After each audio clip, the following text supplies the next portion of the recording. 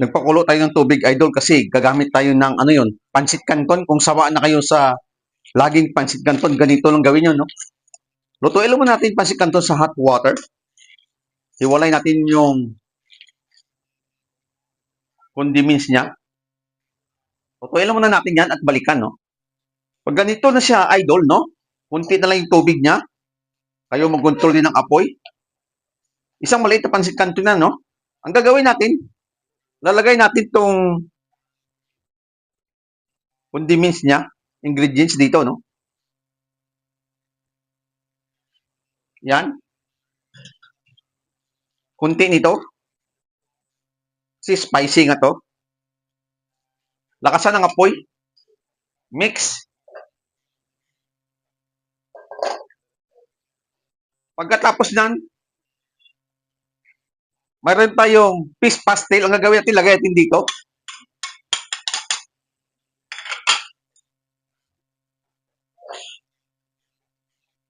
Hinaan nyo yung apoy. At pagkatapos niyan, idol, mayroon tayong mozzarella cheese. Lagay natin dito. Mahina yung apoy niyan, ha?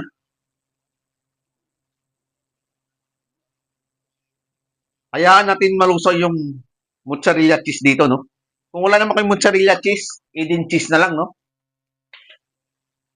Gagawin natin takpan. Lusawin lang natin yung mozzarella cheese dyan sa loob. Hinaan ng apoy at balikan natin yan, idol, ano? Ito na, oh. Balikan natin. Lusaw na yung cheese. Yung mozzarella cheese natin, lusaw na, no? Ibig sabihin, luto na yan. Patay natin apoy. At anong tawag sa niluluto natin? Yan, idol, tinatawag natin na pastel pasta or cheese pastel pasta, mga idol, ano?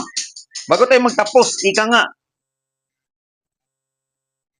nakita nyo, napaka sarap. Tikman natin, no? Okay yung lasa.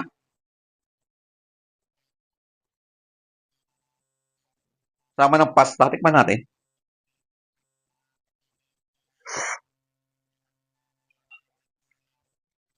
Good. Napakasarap. Tama-tama na yung timpla ko doon, no? At sa hindi pa nakapalo sa YouTube channel ko, follow nyo na, no? Subscribe. TikTok account ko, puntahan nyo na. Facebook page ko. At sa hindi pa naka-share ng mga videos ko, share nyo na, idol, ano? At ika nga, marami pa tayong lulutuin. Ito, isang klaseng pasta na naman, no? Pansit canton ang gamit natin na spicy. Nakagawa tayo ng, ano yon, fish pastel, oh, or cheesy, or cheese pastel pasta, no? At abangan nyo yung mga lulutuin pa natin. Bye-bye mga idol! Kainan na!